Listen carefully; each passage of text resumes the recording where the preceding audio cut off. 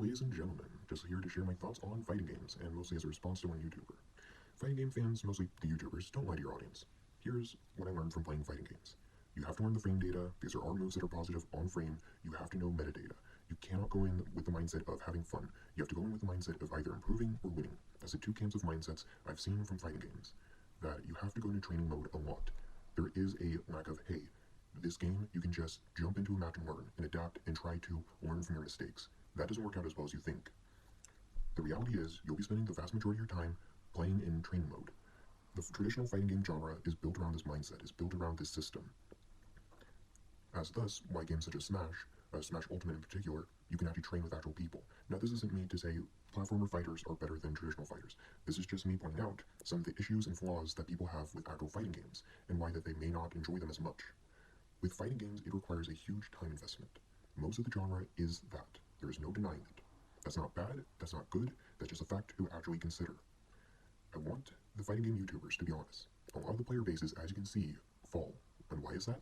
You have a problem where players get better, and some players will hit a wall, and then a bigger wall. That wall will be different for all players. If you're cognitively slower, if you are below average in intelligence, I'm sorry, but you are going to have a harder time playing these games. It's just a natural fact. It's not saying it's impossible, but the time investment required exponentially increases. Now, of course, those with survivor bias will go, but I had a good time, I was able to do it.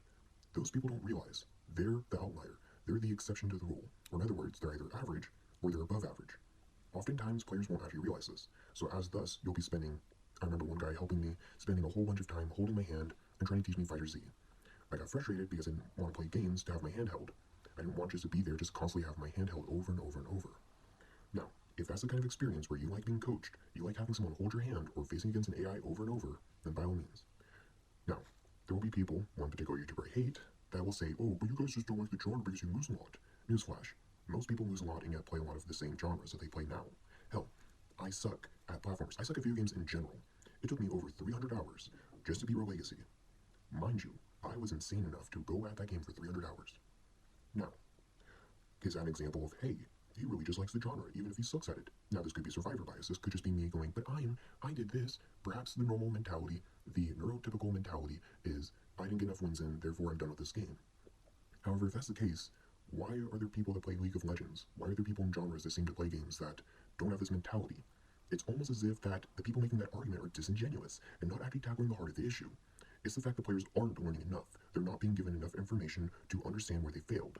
Players don't want to sit there and look back on their gameplay and see how they failed. In the moment, in the, hey, I failed at this point, I failed at this jump.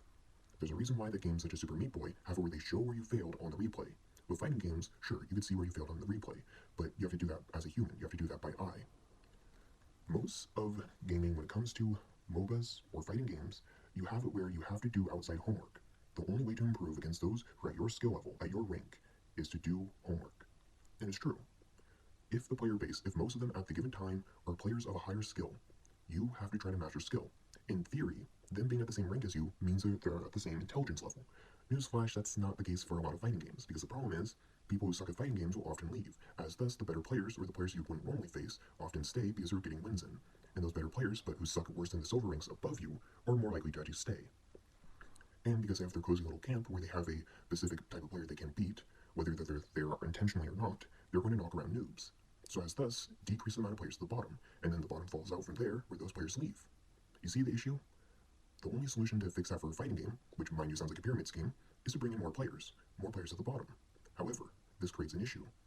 If those players leave, or if too many players don't join said game, or too many players leave for X type of game, then suddenly you have a player base that will flee.